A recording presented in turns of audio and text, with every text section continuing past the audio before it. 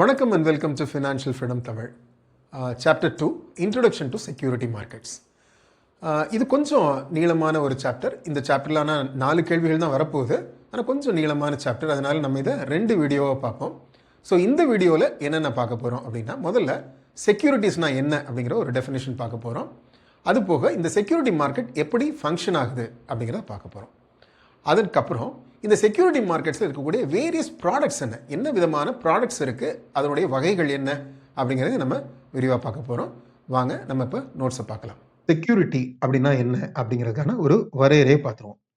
அடிப்படையில் செக்யூரிட்டி அப்படிங்கிறது ஒரு ஃபினான்ஷியல் இன்ஸ்ட்ருமெண்ட் ஆர் கான்ட்ராக்ட். இந்த ஃபினான்ஷியல் இன்ஸ்ட்ருமெண்ட் ஆர் கான்ட்ராக்டுக்கு ஒரு 2 தன்மைகள் இருந்ததுன்னா அதை செக்யூரிட்டின்னு சொல்லலாம். முதல் தன்மை என்ன அப்படின்னா, அது ஆதாரம் இருக்கணும். அதாவது ஒருத்தர் எனக்கு கடன் பட்டிருக்கிறார் அப்படிங்கிறதுக்கான ஒரு ஆதாரமா அது இருக்கணும். ஒரு டெட் இன்ஸ்ட்ருமெண்டா இருக்கிற பட்சத்துல. அப்படி இல்லைங்கிற பட்சத்துல ஒரு சொத்துல, ஒரு அசெட்ல எனக்கு ரைட்ஸ் இருக்கு, அதுல எனக்கு பங்கு இருக்கு, உரிமை இருக்கு அப்படிங்கிறதுக்கான ஆதாரம் இருக்கணும். அது ஒரு எக்யூட்டியா இருக்கிற பட்சத்துல. ஸோ இந்த ஆதாரம் ஒரு பக்கத்துல போக அது டிரான்ஸ்ஃபரபிளாகவும் இருக்கணும். ஸோ இப்போ நம்ம திரும்பி பார்ப்போம். ஒரு ஃபினான்ஷியல் இன்ஸ்ட்ருமெண்ட் ஆர் கான்ட்ராக்ட் அது டிரான்ஸ்ஃபரபிளாக இருக்குது. அதே சமயத்தில் அதில் ஒரு ஆதாரம் இருக்கு. அது எதுக்கான ஆதாரமா இருக்குன்னா, ஒன்று ஒருத்தர் எனக்கு கடன் பெற்றிருக்காருங்கிறதுக்கான ஆதாரமா இருக்கு. அப்படி இல்லைன்னா ஒரு சொத்துல எனக்கு பங்கு இருக்கு அப்படிங்கிறதுக்கான ஆதாரமா இருக்கு. அப்படி இருந்ததுன்னா அதுக்கு பேர் செக்யூரிட்டி. சரி, இந்த செக்யூரிட்டியோட பர்பஸ் என்ன, இதனுடைய நோக்கம் என்ன அப்படின்னா, முதல்ல ஒரு இன்வெஸ்டர் இருக்கிறாரு. அவர்கிட்ட இருக்கக்கூடிய சேவிங்ஸ், அவர்கிட்ட இருக்கக்கூடிய உபரி பணத்தை அவர் சேமிச்சு வச்சிருக்கிறாரு. அதை ஒரு முதலீடா மாத்தி, ஒரு இன்வெஸ்ட்மெண்ட்டா மாத்தி அது மூலமா ரிட்டர்ன் எடுக்கணும்னு நினைக்கிறாரு. அதுக்கான ஒரு கருவி இந்த செக்யூரிட்டி. ரைட், இதை நம்ம அப்படியே ரிவர்ஸ்ல பார்ப்போமே. இப்போ பணம் தேவைப்படக்கூடிய ஒருத்தர், முதலீடு தேவைப்படக்கூடிய ஒருத்தர் இருக்கிறாரு. அவருக்கு உபரியா பணம் வச்சிருக்கக்கூடிய ஒரு இன்வெஸ்டர்ஸ்ட இருந்து இந்த பணத்தை கொண்டு வந்து சேர்க்கக்கூடிய கருவியும் இந்த செக்யூரிட்டி தான். சரி, இப்போ இந்த செக்யூரிட்டியை நம்ம பார்த்துட்டோம். இந்த செக்யூரிட்டி மார்க்கெட் எப்படி இயங்குது, அதுல பங்கு பெறக்கூடிய ஆட்கள்லாம் யார் யார் அப்படிங்கிறத பார்ப்போம். ஸோ இதுல ஒரு ஃபினான்ஷியல் மார்க்கெட்ல பங்கு பெறக்கூடியவங்க அப்படின்னு பார்த்தீங்கன்னா, முதல்ல இன்வெஸ்டர். அந்த இன்வெஸ்டருங்கிறவர் யாரு? அவர் தான் அந்த ஃபண்டை கொடுக்கக்கூடியவர். சரிங்களா? இன் அதர் வேர்ட்ஸ், அந்த பையர்ஸ் ஆஃப் செக்யூரிட்டி, அந்த செக்யூரிட்டிஸை வாங்கக்கூடியவர், அவர் தான் இன்வெஸ்டர். ஸோ இப்போ அப்படியே இதுக்கு எதிரில் இருக்கக்கூடியவர் யாரு? Borrower or seeker of fund. Fund தேவைப்படக்கூடியவர், இல்ல கடன் வாங்குறவர், இல்ல அந்த செக்யூரிட்டிஸை இஷ்யூ பண்ணக்கூடியவர், அந்த செக்யூரிட்டிஸை செல் பண்ணக்கூடியவர். ஸோ இவர் அவருக்கு எதிரில் இருக்கக்கூடியவர். சரிங்களா? அப்போ இவங்க 2 பேரும் ஒருத்தர் சந்திச்சு அவங்களோட பரிமாற்றத்தை நிகழ்த்திக்கிறதுக்கான ஒரு கட்டமைப்பை உருவாக்கி கொடுக்கிறவர் அந்த இன்டர்மீடியரி. அதுக்கான இன்ஃப்ராஸ்ட்ரக்சரை கிரியேட் பண்றவர் இன்டர்மீடியரி. சரி, இப்போ இப்படிலாம் நடக்குது அப்படின்னா இதுல பல முறைகேடுகள் நடக்கிறதுக்கு வாய்ப்பு இருக்கு. அப்ப இதை ஒழுங்குமுறைப்படுத்தணும், இதை நெறிப்படுத்தணும். அதை பண்றது அரசாங்கத்தோட வேலை, அரசு ஏஜென்சிஸோட, கவர்மெண்ட் ஏஜென்சிஸோட வேலை. அதுதான் அந்த ரெகுலேட்டரி பாடிஸ். ஸோ இதெல்லாம் சேர்ந்ததுதான் அந்த financial market or security market. இது இந்த படத்துல பார்ப்போம், இது கொஞ்சம் நமக்கு நல்லாவே புரியும். ஸோ இப்போ இந்த படத்துல பார்ப்போம், ஒரு பக்கம் சர்ப்ளஸ் இன்கம் யூனிட்ஸ் இருக்காங்க. அதாவது இவங்க தான் பணம் வச்சிருக்கவங்க, சேமிப்பு வச்சிருக்கவங்க, முதலீடு பண்றதுக்கு யோசிக்கிறவங்க, முதலீடு பண்ணணும்னு நினைக்கிறவங்க. ஸோ அது யாரா இருக்கலாம்? ஹவுஸ் ஹோல்ட்ஸ், இண்டிவிஜுவல் ஹவுசஸா இருக்கலாம். அப்புறம் பிசினஸ் ஃபார்ம்ஸ், அவங்கள்ட்டையும் சர்ப்ளஸ் பணம் இருக்கலாம் இன்வெஸ்ட் பண்றதுக்கு.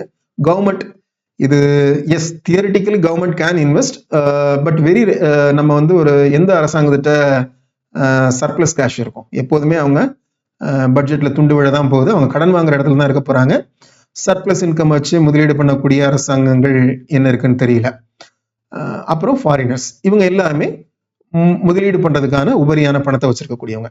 இப்ப இவங்க என்ன பண்றாங்க, அவங்கள்ட்ட இருக்கக்கூடிய சர்ப்ளஸ் ஃபண்ட்ஸை நேரடியா ஃபினான்ஷியல் மார்க்கெட்டுக்குள்ள போடுறாங்க. அப்படி இல்லைன்னா மறைமுகமா ஃபினான்ஷியல் இன்டர்மீடியரிஸ் மூலமா ஃபினான்ஷியல் மார்க்கெட்டுக்குள்ள செலுத்துறாங்க. இந்த ஃபினான்ஷியல் இன்டர்மீடியரிஸ் யாரா இருக்கலாம்? ஒரு பேங்கா இருக்கலாம், இல்ல மியூச்சுவல் ஃபண்டா இருக்கலாம். ஸோ இது மூலமா, இன்டர்மீடியரிஸ் மூலமா ஃபினான்ஷியல் மார்க்கெட்டுக்குள்ள செலுத்துறாங்க. ஸோ இப்போ இந்த ஃபினான்ஷியல் மார்க்கெட்டுக்குள்ள பணம் வந்துருச்சு.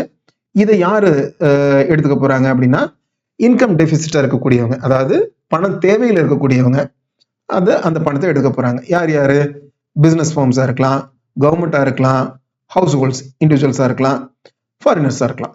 ஸோ இவங்களுக்கு இடையில தான் இந்த ஃபினான்ஷியல் மார்க்கெட் இயங்குது. இதுதான் இந்த ஃபினான்ஷியல் மார்க்கெட்டோட infrastructure R ego system.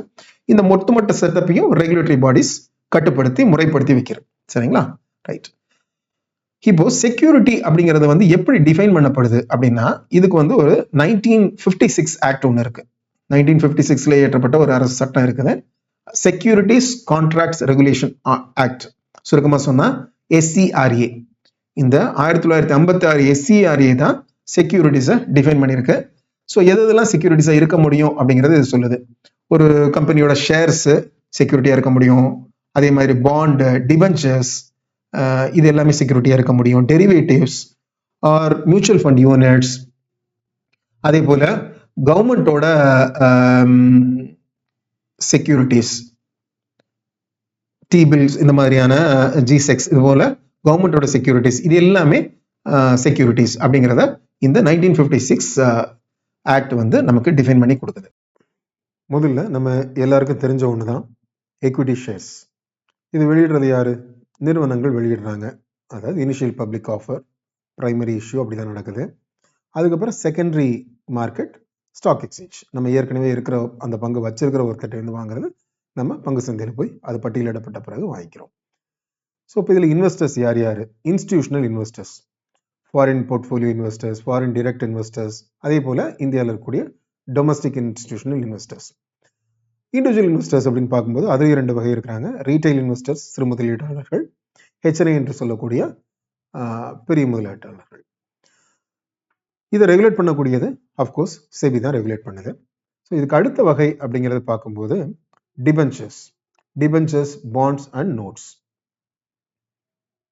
Debentures, bonds and notes, இதை நம்ம வந்து ஒரு பொதுவான ஒரு சொல்ல தமிழில் கடன் பத்திரங்கள் அப்படின்னு சொல்லிடலாம். இதில் என்ன அப்படின்னா, நீங்கள் எக்விட்டி மாதிரி இல்லாமல் இந்த கடன் பத்திரங்களில் ஒரு குறிப்பிட்ட தொகையை நீங்கள் ஒரு ஏற்கனவே ஒத்துக்கிட்ட பீரியாடிசிட்டியில் கொடுத்தே ஆகணும். அந்த மாதமோ, காலாண்டோ, அரையாண்டோ, முழு ஆண்டோ, அந்த பீரியாடிசிட்டியில் அந்த முதிர்வு காலம் வரைக்கும் அதை கொடுத்துக்கிட்டே இருக்க போகிறீங்க. அந்த முதிர்வு காலம் முடியும் போது அந்த பிரின்சிபலையும் அசலையும் நீங்கள் திருப்பி கொடுக்க போகிறீங்க. இதில் டிபென்ச்சர்ஸில் ஒரு இன்ட்ரெஸ்டிங்கான ஒரு ஆப்ஷன் இருக்குது. அது என்னன்னா, அந்த கன்வெர்ட்டபிள் டிபென்ச்சர்ஸாக இருக்கிற பட்சத்தில் அந்த டிபென்ச்சர் ஒரு குறிப்பிட்ட காலத்துக்கு அப்புறம் அது வந்து அந்த நிறுவனத்துடைய பங்குகளாக மாற முடியும். அதுதான் கன்வெர்ட்டபிலிட்டி அப்படிங்கிறது. இதில் வந்து ஃபுல்லி கன்வெர்ட்டபிள் டிபென்ச்சர்ஸாக இருக்கலாம், அதாவது முழு தொகையும் பங்குகளாக மாறுகிறது. பார்ட்லி கன்வெர்ட்டபிள், அதே போல் நான் கன்வெர்ட்டபிள், இது வந்து வழக்கம் போல் எந்த ஒரு கடன் பத்திரத்தையும் போல் அது முதிர்வு காலத்துக்கு அப்புறம் உங்களுக்கு பணம் திருப்பி வந்துட போகுது. இதில் இன்னொன்று இருக்குது, ஆப்ஷனலி கன்வெர்ட்டபிள் டிபென்ச்சர்ஸும் இருக்குது. அந்த உரிமையை நீங்கள் தேவைப்பட்டால் பயன்படுத்திக்கலாம் அப்படிங்கிற மாதிரியான ஒரு ஆப்ஷனும் உங்களுக்கு இருக்குது. அப்புறம் ஃபாரின் கரன்சி பாண்ட்ஸ். இந்த ஃபாரின் கரன்சி பாண்ட்ஸ் அப்படிங்கிறது நம்ம ஏற்கனவே பேசின பாண்டு தான். ஆனால் இந்த தொகை, இந்த நிதி திரட்டப்படுறது எந்த நாட்டினுடைய நிறுவனம் அதை திரட்டுதோ அந்த நாட்டினுடைய கரன்சி இல்லாத வேற ஒரு கரன்சியில் அந்த நிதியை திரட்டுறாங்க அப்படின்னா அதை ஃபாரின் கரன்சி பாண்ட் அப்படின்னு சொல்லலாம். ஸோ ஃபார் எக்ஸாம்பிள், இப்போ ஒரு ஜிஎம்ஆர் கம்பெனி, அது ஒரு ஸ்பெஷல் பர்பஸ் வெஹிக்கிள் வச்சிருக்காது. அந்த ஒரு ப்ராஜெக்டுக்காக, டெல்லி இன்டர்நேஷ்னல் ஏர்போர்ட் ப்ராஜெக்டுக்காக அவங்க நிதி திரட்டுறாங்க. அதுக்கு அவங்க வந்து யூஎஸ் பாண்டில், யூஎஸ் கரன்சியில், யூஎஸ் டாலர்ஸில் அந்த பாண்டை இஷ்யூ பண்ணி நிதி திரட்டுறாங்க. அப்போ அது ஃபாரின் கரன்சி பாண்ட். இப்போ இதில் என்ன ஒரு சின்ன சிக்கல் இருக்குது அப்படின்னாக்கா, இது ஏன் இதுக்கு பண்ணுறாங்க நிறுவனங்கள் அப்படின்னு பார்த்தீங்க அப்படின்னா, வளர்ந்த நாடுகளுடைய அந்த கரன்சியில் தான் பெரும்பாலும் இந்த பாண்டுகள் இஷ்யூ பண்ணப்படும். ஏன்னா அந்த வளர்ந்த நாடுகளில் வட்டி விகிதம் குறைவாக இருக்கும். அப்போ அவங்க, அந்த நாட்டுடைய மக்கள் இந்த மாதிரியான பாண்டுகளில் அவங்களுக்கு அதிக வட்டி கிடைக்கும் அப்படிங்கிறதுனால இதில் முதலீடு செய்வாங்க. ஆனால் இதில் இந்த நிறுவனங்களுக்கு என்ன சிக்கல் அப்படின்னா, இந்த முதிர்வு காலத்துக்கு அப்புறம் நம்ம அசலை திருப்பி கொடுக்கணும் இல்லைங்களா? அது திருப்பி கொடுக்கறது அவங்களோட என்ன கரன்சியில் வாங்கியிருக்கோமோ அந்த கரன்சியில் தான் திருப்பி கொடுக்கணும். அப்போ என்ன ஆகும் அப்படின்னா, வழக்கமாக நமக்கு தெரியும், டாலருக்கு நிகராக இந்திய ரூபாயோட மதிப்பு குறைஞ்சிக்கிட்டே தான் வரும். அப்போ பார்க்கும்போது நீங்கள் திருப்பி கொடுக்கும்போது அதிக ரூபாயை நீங்கள் திருப்பி கொடுக்க வேண்டியிருக்கும். அதே டாலருக்கு நிகரான ரூபாய் அப்படிங்கும்போது இப்போ இங்கே அதிகமாக இருக்கும். அது ஒரு சின்ன சிக்கல் நிறுவனங்களுக்கு. அடுத்து நம்ம பார்க்கக்கூடியது எக்ஸ்டர்னல் பாண்ட். எக்ஸ்டர்னல் பாண்ட் அப்படின்னா என்னன்னா, எந்த ஒரு நாட்டில் அந்த நிதி திரட்டப்படுதோ அந்த நாட்டுடைய கரன்சி இல்லாத வேற ஒரு கரன்சியில் அந்த பாண்ட் இருக்குது, அந்த பாண்டோட டினாமினேஷன் இருக்குது அப்படின்னா அது ஒரு எக்ஸ்டர்னல் பாண்ட். ஸோ இப்போ நம்ம ஒரு எக்ஸாம்பிள் இதை புரிஞ்சுக்கலாம். யுஏஇயில் போய் ஒரு இந்திய நிறுவனம் நிதி திரட்டுதுன்னு வச்சுப்போமே. யுஏஇனுடைய கரன்சி திர்ஹம். ஸோ அங்கே போயிட்டு யூஎஸ் டாலரில் இந்த பாண்ட் இஷ்யூ பண்ணப்படுது அப்படின்னா இந்த பாண்டினுடைய டினாமினேஷன் அந்த நாட்டினுடைய கரன்சியான திர்ஹம்ல இல்லாமல் வேற ஒரு கரன்சியான யூஎஸ் டாலர்ல இருக்குது அப்படிங்கும் பட்சத்தில் அது எக்ஸ்டர்னல் பாண்ட் அப்படின்னு சொல்றோம். அந்த யூரோ பாண்ட் அப்படின்னா அதுக்கு இன்னொரு சொல் இருக்கு. சரி, இப்போ இதே எக்ஸாம்பிள் எடுத்தப்போ ஒரு நாட்டில் போய் நம்ம நிதி திரட்டப்படுது, அந்த நாட்டினுடைய கரன்சி இல்லாத வேற ஒரு கரன்சியில அந்த பாண்டினுடைய டினாமினேஷன் இருக்கு. அந்த டினாமினேஷன் ஒருவேளை இந்திய ரூபாயா இருந்ததுன்னா அதுக்கு ஒரு இன்ட்ரெஸ்டிங்கான பேர் வச்சிருக்காங்க, மசாலா பாண்ட் அப்படின்னு சொல்லிட்டு. அதாவது ஏற்கனவே நம்ம சொன்ன அதே எக்ஸாம்பிள் எடுத்துப்போம். யூஏல போய் ஒரு இந்திய நிறுவனம் நிதி திரட்டுது, அந்த பாண்டினுடைய டினாமினேஷன் ருப்பியா இருக்குது அப்படின்னாக்க அதுக்கு பேர் மசாலா பாண்ட். மசாலானாலே உலகத்துல இந்தியா தான் போல இருக்கு. ஸோ நல்ல ஒரு பேர் வச்சிருக்கிறாங்க.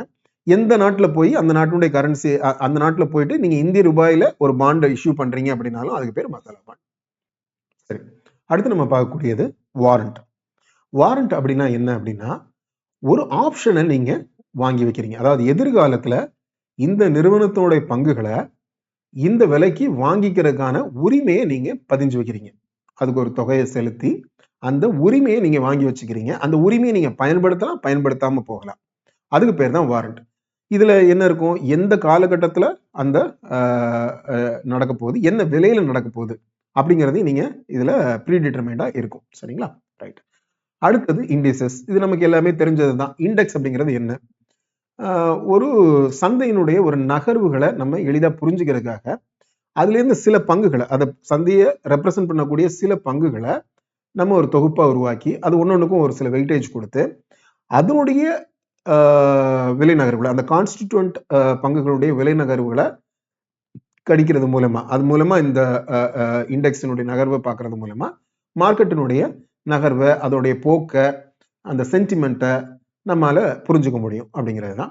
இது வந்து நமக்கு ஏற்கனவே பரவலா தெரிஞ்ச சென்செக்ஸ், நிஃப்டி, இது போக ஒவ்வொரு துறை, ஒவ்வொரு சப்செக்ட், அதை நம்ம இன்னும் புரிஞ்சுக்கிறதுக்காக பல இண்டெக்ஸ்கள் உருவாக்கிறோம். இப்போ ஃபார் எக்ஸாம்பிள் ஸ்மால் கேப் ஃபண்டுகளை மட்டுமே வச்ச ஒரு small cap index, mid cap பங்குகள் எப்படி, அதோடைய பெர்ஃபார்மன்ஸ் எப்படி இருக்குன்னு தெரிஞ்சுக்கிறதுக்காக ஒரு மிட் கேப் இண்டெக்ஸ். இந்த மாதிரி பல இண்டெக்ஸ்கள் இருக்குது, எக்கச்சக்கமான இண்டெக்ஸ்கள் இருக்குது. இந்த இண்டெக்ஸ்கள் வந்து இதோட இன்னொரு பயன் என்ன அப்படின்னா, this will also act as a bench mark.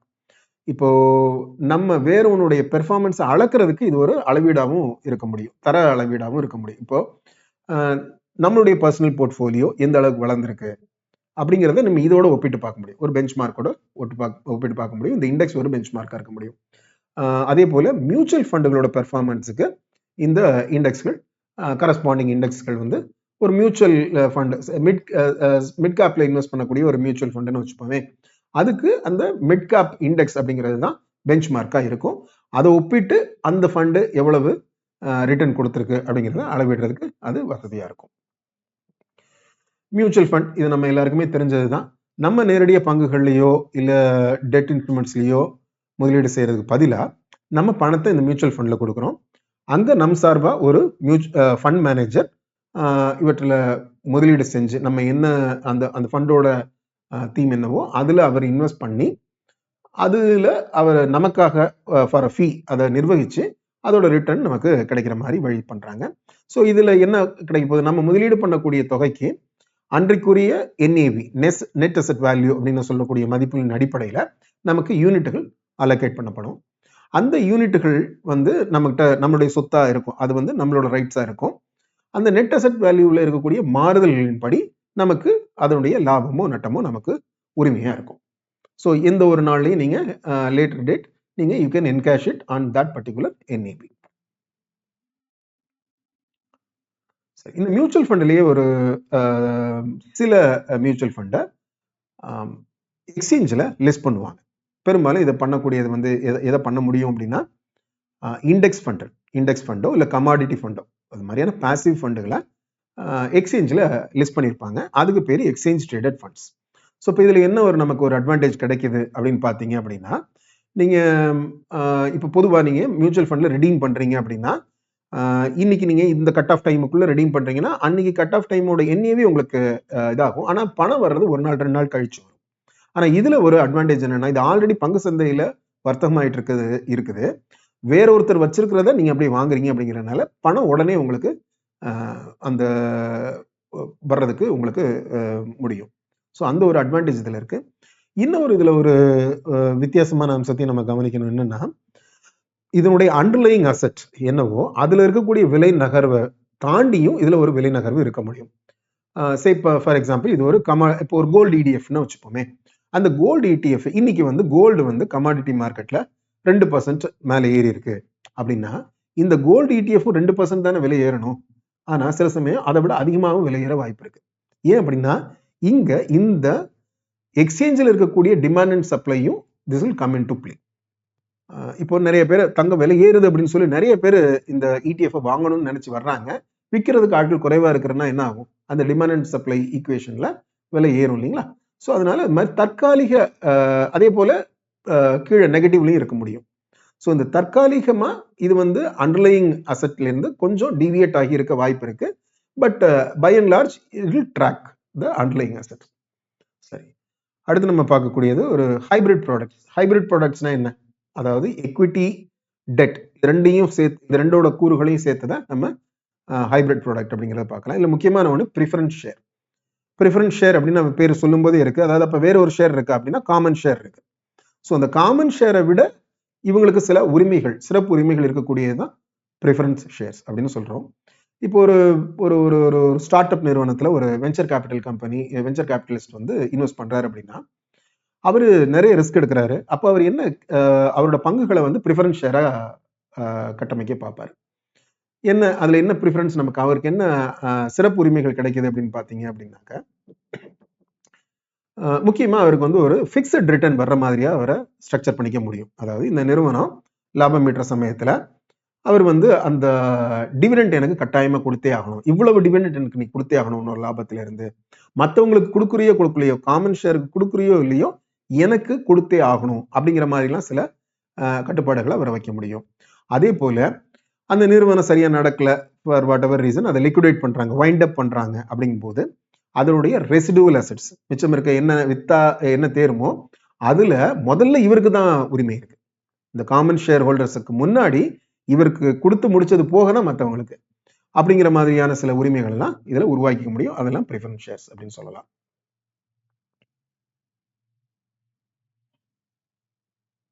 இது நம்ம ஏற்கனவே பார்த்துட்டோம். Convertible debentures and bonds, fully convertible இருக்கு, பார்ஷியலி கன்வெர்ட்டபிள் இருக்கு, ஆப்ஷனலி கன்வெர்ட்டபிள். ஆப்ஷனலி கன்வெர்ட்டபிள்னா நீங்க விரும்பினா அந்த எக்விட்டியை மாத்திக்கலாம், அப்படி இல்லைன்னா வழக்கம் போல் அது ஒரு டெட் இன்ஸ்ட்ருமெண்டா வச்சுட்டு நீங்க வந்து அந்த முதிர்வு காலத்துக்கு அப்புறம் நீங்க வெளியே போய்க்கலாம்.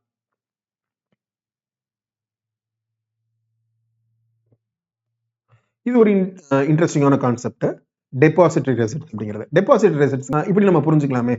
உங்ககிட்ட ஒரு நிறுவனத்தினுடைய பங்குகள் இருக்கு, 1000 பங்குகள் இருக்குன்னு வச்சுப்போமே. அந்த 1000 பங்குகளை கொண்டு போய் நீங்க ஒரு பேங்க் கிட்ட கொடுக்குறீங்க. அந்த பேங்க் பத்திரமா அதை வச்சுக்கிட்டு லாக்கர்ல வச்சுட்டு என்கிட்ட இந்த நிறுவனத்துடைய 1000 பங்குகள் நீங்க கொடுத்துருக்கீங்க அப்படின்னு ஒரு சர்டிபிகேட் உங்களுக்கு கொடுக்குறாங்கன்னு வச்சுப்போமே. அது வந்து அந்த 1000 பங்குகளுக்கு சமமான ஒரு சான்று இல்லைங்களா? இப்போ இதை கொண்டு போய் நீங்க வேற ஒரு நாட்டினுடைய பங்கு சந்தையில பட்டியலிட முடியும். It is as good as buying the shares. ஏன்னா இதை ரிவர்ஸ் பண்ணிக்கவும் முடியும். லேட்டரா அந்த டெபாசிட் ரெசிப்ட்ஸை வச்சிருக்க ஒருத்தர் அதை பங்குகளா மாத்திக்கவும் முடியும்.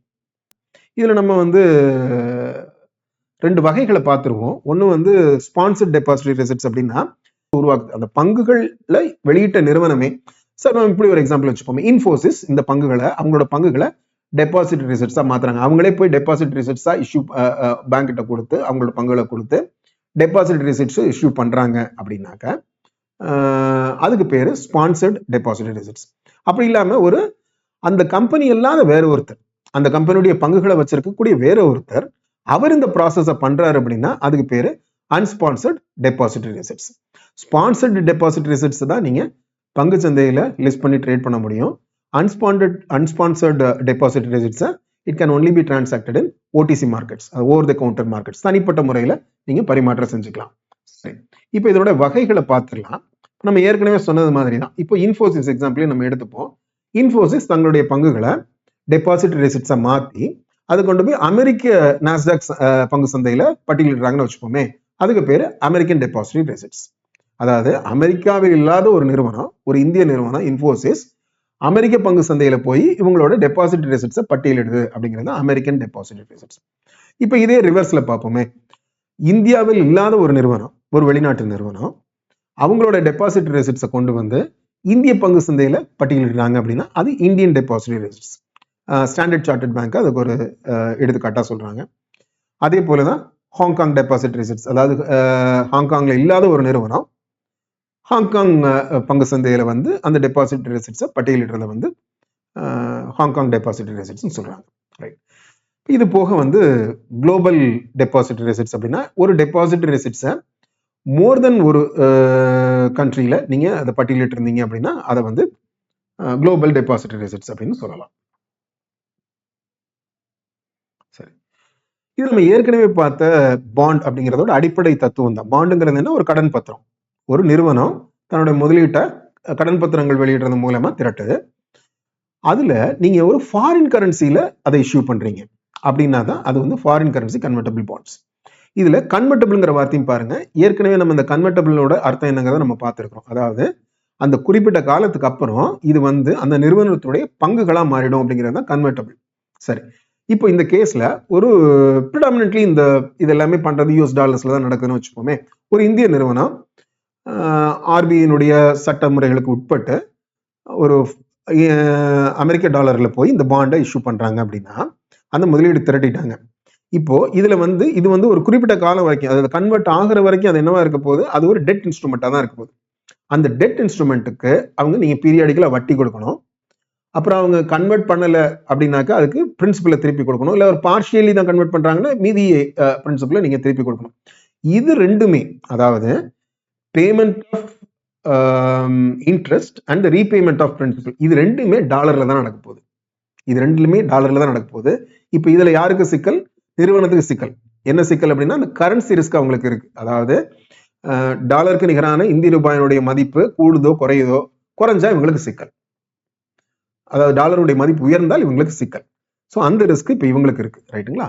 ஆனா ஒன்ஸ் இது வந்து பங்குகளை கன்வெர்ட் ஆன பிறகு அது இப்போ அதில் என்ன பண்ண முடியும்? பீரியாடிக்கலா அவங்களுக்கு டிவிடெண்ட் வருதுன்னு வச்சுப்போமே. அந்த டிவிடெண்ட் ரூபாய்கள் தான் கொடுக்கப்படும். அப்போ அந்த கரன்சி ரிஸ்க் யாருக்கு போயிடுது அப்படின்னா இன்வெஸ்டருக்கு போயிடுது. ஸோ அந்த கன்வர்ஷனுக்கு முன்னாடி வரைக்கும் கரன்சி ரிஸ்க் இஷ்யூருக்கு இருக்கு. அந்த கன்வர்ஷனுக்கு அப்புறம் கரன்சி ரிஸ்க் வந்து இன்வெஸ்டருக்கு போயிடுது. இதுதான் இதுல ஒரு கவனிக்க வேண்டிய ஒரு அம்சம். அடுத்து நம்ம பார்க்கக்கூடியது equity linked debentures, commodity linked debentures. இது ரெண்டையும் ஒரே வகையா நம்ம பார்த்துடலாம். இதோட அடிப்படைங்கிறது ஒண்ணுதான். டிபெஞ்சர் அப்படிங்கிறது என்ன? இதுக்கு வந்து கடன் பத்திரம். ஸோ அப்ப நான் வந்து பீரியாடிக்கலா நான் ஏற்கனவே ஒத்துக்கிட்ட இன்ட்ரெஸ்ட்டை நான் திரட்டின பணத்துக்கு கொடுத்துக்கிட்டே இருக்கணும். ரைட். இந்த ரெண்டுலையுமே இன்ட்ரெஸ்ட் அப்படிங்கிறது வந்து ஒரு ஃபிக்ஸட் நம்பர் கிடையாது. அதை வந்து ஒரு ரெஃபரன்ஸுக்கு பெக் பண்ணியிருப்பாங்க. அதாவது ஃப்ளோட்டிங் ரேட் இன்ட்ரெஸ்ட்னு சொல்லலாமே. அந்த இன்ட்ரெஸ்ட் ரேட் மாறிக்கிட்டே இருக்கும். ஸோ எக்விட்டி லிங்க்டு டிபெஞ்சர்ல என்ன? அது வந்து அந்த ஃப்ளோட்டிங் ரேட் எதுக்கு பெக் பண்ணியிருப்பாங்க, எதுக்கு லிங்க் பண்ணியிருப்பாங்க அப்படின்னா ஒரு இண்டெக்ஸை ஒரு எக்விட்டி இண்டெக்ஸை அவங்க ரெஃபரன்ஸாக எடுத்து அதுக்கு பெக் பண்ணியிருப்பாங்க. அதனுடைய மூவ்மெண்ட்டுக்கு ஏற்ற மாதிரி அதுவாகவே இருக்கலாம், அதனுடைய ரிட்டர்னாகவே இருக்கலாம், இல்லை பிளஸ் சம் ஸ்ப்ரெட் அப்படின்னு சொல்லுவாங்க, அது மாதிரி இருக்கலாம். இதனுடைய அடிப்படையில் இருக்கக்கூடியதான் இது ஃப்ளோட் ஆக போகுது. அந்த இன்ட்ரெஸ்ட், அந்த ரிட்டர்ன் அப்படிங்கிறது நிலையான ஒன்றா ஏற்கனவே வரையறுக்கப்பட்ட ஒன்றா இருக்கு. அதாவது ஒரு குறிப்பிட்ட நம்பராக இருக்காது. ஆனால் அது எப்படி இருக்கணும் அப்படிங்கிறத வரையறுத்திருப்பாங்க. அதன் அடிப்படையில் அது மூவ் ஆகிட்டு இருக்கும். இது ஒன்று. இதுல இந்த வகைகள்ல இன்னொரு அட்வான்டேஜ் என்ன அப்படின்னா, இதுல வந்து முடிஞ்ச வரைக்கும் இதை நாங்க எப்படி ஸ்ட்ரக்சர் பண்ணிருப்பாங்கன்னா, இந்த மாதிரியான டிபெஞ்சர்ஸை பிரின்சிபல் ப்ரொடெக்ட் ஆகிற மாதிரி பண்ணியிருப்பாங்க. அந்த பிரின்சிபலை ப்ரொடெக்ட் பண்ற அளவுக்கான தொகையை ஒரு பாதுகாப்பான முதலீடுகள்ல, ஒரு ஃபிக்ஸட் இன்கம் பாண்ட் அந்த மாதிரியான விஷயங்களை முதலீடு பண்ணிட்டு மிச்சத்தை ஒரு குறிப்பிட்ட ஒரு 10% 15% என்ன பண்ணுவாங்கன்னா ஆப்ஷன்ஸ்ல, எக்விட்டி ரிலேட்டட் ஆப்ஷன்ஸ்ல வச்சிருப்பாங்க. ஸோ ஒரு இதுல முதலீடு பண்றவங்களுக்கு ஒரு பிரின்சிபலும் ப்ரொடெக்ட் ஆகிடும். ஸோ அவங்களோட ஓரளவுக்கு அவங்க போட்ட முதலுக்கு மோசம் இல்லை அப்படிங்கிறத அந்த நிலையை உருவாக்கிக்கலாம். அது போக எக்விட்டிலேருந்து வரக்கூடிய ரிட்டர்னும் அவங்களுக்கு கிடைக்கும். இதே தான் கமாடிட்டியில். இப்போ அங்கே நம்ம ஏற்கனவே பேசின எக்விட்டிங்கிறத எடுத்துட்டு கமாடிட்டி அப்படிங்கிறத போட்டிங்கன்னா அதே கான்செப்ட்ல நடக்கக்கூடியதான் கமாடிட்டி லிங்க்ட் டிபெஞ்சர். இங்கேயும் வந்து ரிட்டர்ன் என்னவா இருக்க போகுதுன்னா ஃப்ளோட்டிங்காக இருக்க போகுது. அதை எதுக்கு வந்து ரிலேட் பண்ணி வச்சிருப்பாங்கன்னா கமாடிட்டியோட ப்ரைஸ் மூவ்மெண்ட்ஸுக்கு ரிலேட் பண்ணி வச்சிருப்பாங்க. இதுலையும் வந்து அந்த பிரின்சிபலை ப்ரொடெக்ட் பண்றதுக்கு வழிகள் பண்ணியிருப்பாங்க. ஸோ இப்போ இதுல என்னன்னா பிரின்சிபலும் ப்ரொடெக்ட் பண்ணிக்கிறீங்க, அதோட சேர்த்து கமாடிட்டியில கிடைக்கக்கூடிய எனக்கு அட்வான்டேஜும் கிடைக்குது அப்படிங்கிறது தான் இதனுடைய அடிப்படை. அடுத்தது இது ஒரு இன்ட்ரெஸ்டிங்கான ஒரு அசெட் கிளாஸ் அப்படின்னு சொல்லலாம், இன்ட்ரெஸ்டிங்கான ஒரு செக்யூரிட்டின்னு சொல்லலாம். அதாவது இப்போ ஒரு எடுத்துக்காட்டா இப்படி சொல்லலாமே, ஒரு நிதி நிறுவனம் இருக்கு. அந்த நிதி நிறுவனத்தோட வேலை கடன் கொடுக்கறது, சரிங்களா? அப்ப நிறைய பேருக்கு கடன் கொடுத்துருக்கு.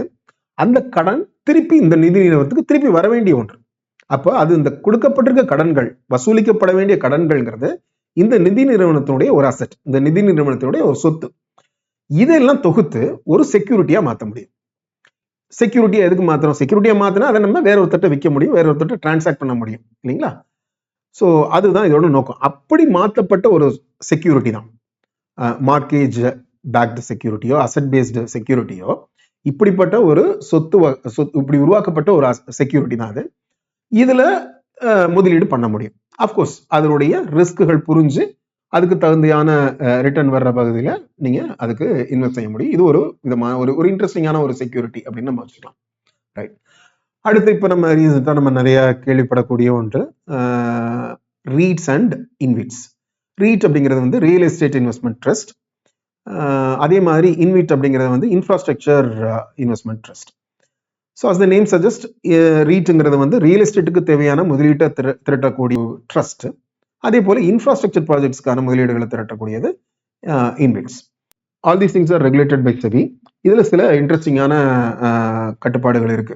இப்போ ஒரு ரியல் எஸ்டேட் இன்வெஸ்ட்மெண்ட் ட்ரஸ்ட் அப்படிங்கும்போது அந்த திரட்டப்பட்ட முதலீட்டோட 80 விழுக்காடு அவங்க ரியல் எஸ்டேட் அசட்ஸ்ல தான் அவங்க முதலீடு பண்ணணும். அதே போல கட்டுப்பாடுகள் இவங்களுக்கும் இருக்கு. 90% வந்து அவங்க திரட்டியிருக்க முதலீடுல இதுல இன்வெஸ்ட் பண்ணணும். ரெவென்யூ ஜென்ரேட்டிங் இன்ஃப்ராஸ்ட்ரக்சர் ப்ராஜெக்ட்ஸ்ல முதலீடு பண்ணணும் அப்படிங்கிறது தான். இது ரெண்டுக்குமே காமனான ஒரு விஷயம் என்னன்னு பார்த்தீங்கன்னா, அவங்களுடைய டிஸ்ட்ரிபியூட்டபிள் சர்ப்ளஸ். இப்போ இவங்க ஒரு சில விஷயங்களை முதலீடு பண்றாங்க, அந்த முதலீடுகள்ல இருந்து லாபம் வருது, இன்கம் ஜென்ரேட் ஆகுது. அந்த இன்கம்மை அவங்க டிஸ்ட்ரிபியூட் பண்ணணும். அதுல 90% அவங்க டிஸ்ட்ரிபியூட் பண்ணியே ஆகணும் அப்படிங்கிறது தான் இதுல இருக்கக்கூடிய ஒரு இது. இப்போ நிறுவனங்களுக்கு அப்படி எதுவும் ஒரு கட்டுப்பாடு கிடையாது. இப்போ நீங்க ஒரு கம்பெனியில முதலீடு பண்றீங்க, ஈக்விட்டி இன்வெஸ்டரா இருக்கிறீங்க அப்படின்னா டிவிடெண்ட் கொடுத்தே ஆகணும்னு ஒரு கட்டாயம் இல்லை. அவங்களோட சர்ப்ளஸ் இன்கம் வந்து அந்த கம்பெனி நிறுவனத்திலேயே மறுமுதலீடு செய்யலாம், அவங்களோட கேபெக்ஸுக்கு ஸ்பெண்ட் பண்ணலாம். ஆனா இங்க வந்து நிச்சயமா 90% நீங்க வந்து பிரிச்சு கொடுத்தாகணும் அப்படிங்கிறது. ஸோ அதனால இது வந்து ஒரு பீரியாடிக்கல் இன்கம் வர்றதுக்கான ஒரு முதலீடா கூட நம்ம இதை பார்க்க முடியும். சரி, அடுத்து நம்ம பார்க்கக்கூடியது கமாடிட்டி. முதல்ல இந்த கமாடிட்டின்னா என்னன்னு புரிஞ்சுப்போம். கமாடிட்டி அப்படின்னா என்னன்னா, basic materials or goods that are largely homogeneous in nature. அதாவது அது ஒரு செய்யப்பட்ட பொருட்கள் கிடையாது, ஒரு சிங்கிள் நேச்சர் இருக்கக்கூடிய ஒரு மெட்டீரியல். இது நீங்க எப்படி வேறுபடுத்தி பார்க்கணும்னா, பிராண்டுனால வித்தியாசப்படுத்தப்படாததெல்லாம் கமாடிட்டி அப்படின்னு கூட ஒரு வரையறை நம்ம சொல்லலாம். அதாவது இப்போ ஒரு கோல்டு பாரா இருக்குன்னு வச்சுப்போமே, அந்த கோல்டு பாரு ஒரு குறிப்பிட்ட தரத்துல ஒரு குறிப்பிட்ட அளவுல இருக்கும்போது அதை நீங்க ஒப்பிட முடியும், ஒண்ணுக்கு ஒண்ணு அதை மாத்திக்க முடியும். இப்ப இந்த ஒரு சர்டன் லெவல் ஆஃப் பியூரிட்டி இருக்கக்கூடிய ஒரு 1 troy ounce ஆஃப் கோல்டு அப்படின்னு எடுத்துட்டீங்கன்னா, அது உங்ககிட்ட இருந்தாலும் எங்கிட்ட இருந்தாலும் அது ரெண்டுமே ஒரே பொருள் தான். ஆனா நீங்க ஒரு ஆபரண தங்கமா நீங்க அதை பார்த்தீங்க அப்படின்னா, நான் இது தங்கமயில வாங்கினேன், லலிதா ஜுவல்லரியில வாங்கினேன் அப்படிங்கிற ஒரு வித்தியாசம் வரும். இதோட டிசைன் வேற, அதோட டிசைன் வேற அப்படிங்கிறது ரெண்டையும் வந்து ஒன்னோட நீங்க ஒப்பிடவே முடியாது, ரெண்டும் ஒண்ணுன்னு சொல்ல முடியாது. ரெண்டுக்குமான விலை வெவ்வேறாகவும் இருக்க முடியும். அந்த பிராண்டுக்கான விலை இருக்கலாம், இல்ல அதுல இருக்கக்கூடிய நுணுக்கமான வேலைப்பாடுகளுக்கான விலை வித்தியாசமா இருக்கலாம். இதெல்லாம் இல்லாத ஒண்ணுதான் நம்ம கமாடிட்டி அப்படின்னு சொல்ல போறோம்.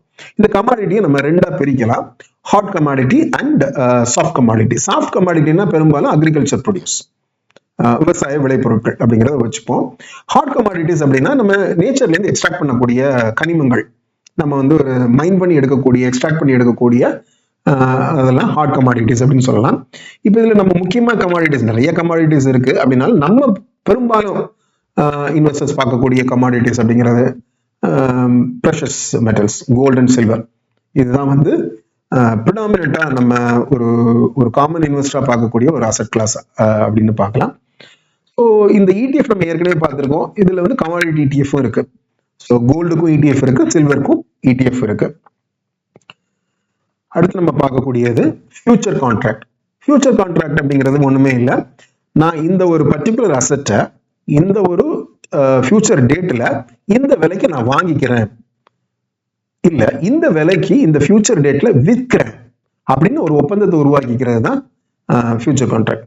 இப்போ இதுல வந்து நீங்க ஏற்கனவே ஒரு விலைக்கு வாங்கிக்கிறேன்னு வச்சிருக்கீங்க, அப்போ உண்மையில அந்த மார்க்கெட்ல அந்த எதிர்கால நாளில் அந்த அசட்டினுடைய விலை நீங்க வாங்கிக்கிறதா ஒத்துருக்கிற விலையை விட அதிகமாயிருச்சுன்னு வச்சுங்களேன், உங்களுக்கு லாபத்தில் இருக்க போறீங்க இல்லைங்களா? இப்போ அதே போல நீங்க ஒரு கட்டத்துல இந்த விலைக்கு நான் விற்கிறேன்னு சொல்லி ஒரு ஒப்பந்தம் போட்டிருக்கீங்க ஒரு எதிர்கால நாள்ல. அந்த நாள்ல அந்த குறிப்பிட்ட அசட் நீங்க ஒப்பந்தம் போட்டிருக்கிறத விட விலை இறங்கிருச்சுன்னு வச்சுங்களேன், அப்ப நீங்க லாபத்துல இருக்கிறீங்க. ஏன்னா குறைஞ்ச விலைக்கு வாங்கி நீங்க அதிக விலைக்கு வித்துருவீங்க இல்லைங்களா? ஆனா இது அப்படி ரிவர்சல் நடந்ததுன்னா பாருங்க, டேமேஜ் ஆகும் இல்லையா? ஸோ அதுதான் இதனுடைய அடிப்படை. இப்போ இதுல மேனேஜ்டு ஃபியூச்சர் கான்ட்ராக்ட் அப்படின்னா இப்போ நம்ம ஒரு மியூச்சுவல் ஃபண்ட் மாதிரி யோசிங்களேன். இது ஒரு மேனேஜர் உங்களுக்காக ஒரு போர்ட்ஃபோலியோ உருவாக்கி உங்களுக்காக மேனேஜ் பண்ணி கொடுக்குறாரு அப்படின்னு வச்சுப்போமே, அதுதான் மேனேஜ்டு ஃபியூச்சர் கான்ட்ராக்ட். சரி, வேரோஸ் ரெசிப்ட் அப்படிங்கிறது ஒரு கமாடிட்டிக்கு பயன்படக்கூடிய ஒரு இன்ஸ்ட்ருமெண்ட், ஒரு செக்யூரிட்டி. ஒண்ணுமே இப்போ ஒரு 1000 மூட்டை அரிசி இருக்குன்னு வச்சுப்போமே, அந்த 1000 மூட்டை அரிசியை நான் ஒரு வேர்ஹவுஸ்ல போட்டு அந்த வேர்ஹவுஸ் எனக்கு ஒரு ஸ்லிப் கொடுத்துருக்கு, ஒரு ரசீது கொடுத்துருக்கு, 1000 மூட்டை அரிசி அப்படின்னு சொல்லி ஒரு ரெசிப்ட் கொடுத்துருக்கு அப்படின்னு வச்சுப்போமே, அதை நான் விற்க முடியும், வாங்க முடியும் இல்லைங்களா? அது தட் பிகம்ஸ் அ செக்யூரிட்டி. அந்த 1000 மூட்டை அரிசியை நான் விற்கிறத விட அந்த 1000 மூட்டை அரிசி ஒரு இடத்துல ஸ்டோர் பண்ணப்பட்டிருக்கு, அதுக்கான ஒரு உத்தரவாதம் இருக்கு, அதை நான் விற்கவோ வாங்கவோ முடியும். அதுதான் வேர்ஹவுஸ் ரெசிப்ட் அப்படிங்கிறது.